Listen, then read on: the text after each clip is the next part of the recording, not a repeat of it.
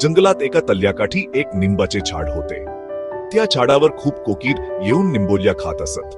एकदा त्या झाडावर एक माकड आले. त्या माकडाने पाहिले कोकीर खूप छान निंबोल्या खातायत आणि हे पाहून माकड मनातल्या मनात म्हणाले, कोकिरांच्या थवा किती आनंदाने या निंबोल्या खातायत. वाटत नाही या निंबोल्या खूप गोड आणि चविष्ट असतील. मी पण या निंबोल्यांची चव बघितली पाहिजे. माकड आपला हात निंबोल्यांकडे लांबवते, काही निंबोज्या तोडते. पण निंबोल्यांची कडवटपणा माकडाला सहन झाली नाही आणि ते सर्व निंबोज्या तोंडातून बाहेर काढते. अरे चा देवा, इतक्या कडू निंबोल्या कोण कशा खाऊ शकतो. वाटत नाही या कोकिरा मजबुरीने या निंबोल्या खातात. यानी कधी गोड फळांची चव चाखली नसेल.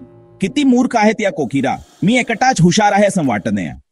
या जंगलात हुशार असल्यामुळे कोणताही प्राणी या कडू निंबोल्या खाऊ नये म्हणून पाहणे हे माझे कर्तव्य आहे. आणि असे विचार करून माकडाने त्याच झाडाला आपले घर बनवले. तेव्हा तिथे कोकिरांचा थवा आला आणि माकडाने त्यांना अडवून सांगितले, अरे मी तुमची वाटच पाहत होतो. तुम्ही सर्वजण या झाडाच्या कडू निंबोल्या कशा खाता. तुम्हाला माहिती आहे का, नदीच्या पलीकडे असलेल्या झाडांवर आता ताजी पेरू आली आहेत. तुम्ही या कडू निंबोल्या सोडून त्या गोड फळे खाल्ली पाहिजेत. तेव्हा कोकिरांच्या थव्यातील एका कोकिरेने सांगितले, पण माकडा, आमच्या पूर्वजांनी आम्हाला हेच खायला सांगितले होते. तुमचे पूर्वज मूर्ख होते. अशा कडू निंबोल्या खायला सांगणारे. माकड बरोबरच बोलताने असं वाटत नाही. आणि जंगलात इतर फळे आपला हरवला पाहिजे. आणि माकडाचे बोलणे ऐकून सर्व कोकिरा तिथून निघून गेल्या. माकडाला आपल्या हुशारीचा गर्व झाला. तेव्हा झाड आवाज करून माकडाला म्हणाले, माकडा, तू कोकिरांना माझ्या निंबोल्या खाऊ नकोस म्हणून का सांगितलंस. आता मी एकटा पडलो आणि हे सर्व तुझ्यामुळे झाले. तू निसर्गाच्या नियमांशी खेळू नये. गप्प बस मूर्ख चाडा. एकतर इतक्या कडू निंबोल्या देतोस, वरून इतका अहंकार दाखवतोस. आणि असा वेळ निघून गेला. आता कोणतेही पक्षी निंबाच्या झाडावर येत नव्हते. असे काही दिवस गेले. नंतर काही दिवसांत जंगलातील झाडांवर फफडे येणे बंद झाले आणि माकड या गोष्टीने खूप चिंतेत पडले. अरे देवा, काय होतं ने तेच कळत नाहीये. संपूर्ण जंगलात फिरून आलो, पण एकाही झाडावर एकही फळ नाहीये.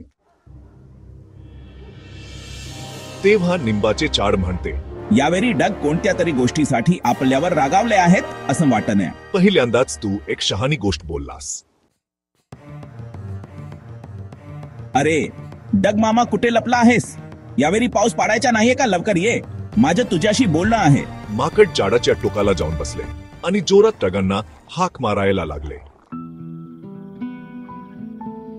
माकडा, मी पाण्याने भरून तुडुंब झालो आहे. जंगलातील मोराच्या नृत्य बघायची इच्छा आहे.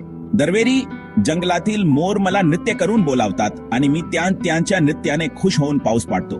म्हणजे जंगलातील मोर तुला त्यांच्या नृत्य दाखवले नाही तर तू पाऊस पाडणार नाहीस का.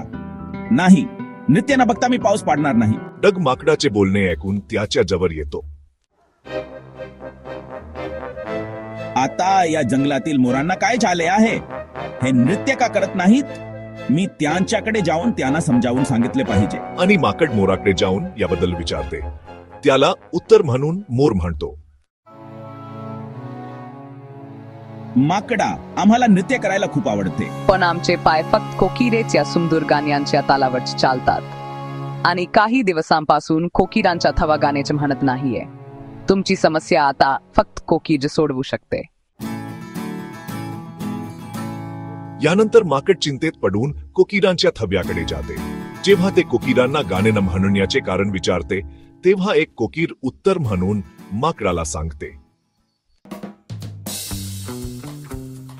माकडा, आम्ही तुझे ऐकून कडू निंबोल्या खाणे सोडले होते. त्यानंतर आमचा आवाज बरोबर निघत नाहीये. आपण आपल्या पूर्वजांचे बोलणे स्वीकारू नये होते. मला माफ करा कोकिल बहिणी. हे सर्व माझ्या चुकीमुळे आणि मूर्खपणामुळे झाले. मी स्वतःला खूप हुशार समजत होतो आणि म्हणूनच मी झाडाचे पण ऐकले नाही. आता आपण झाडाकडे जाऊन माफी मागितली पाहिजे, नाहीतर हळूहळू संपूर्ण जंगल नष्ट होईल. त्यानंतर सर्वजण निंबाच्या झाडाकडे येऊन माफी मागायला लागतात. त्यानंतर जंगलात पाऊस पडायला लागतो आणि सर्व काही पूर्वीसारखे होते.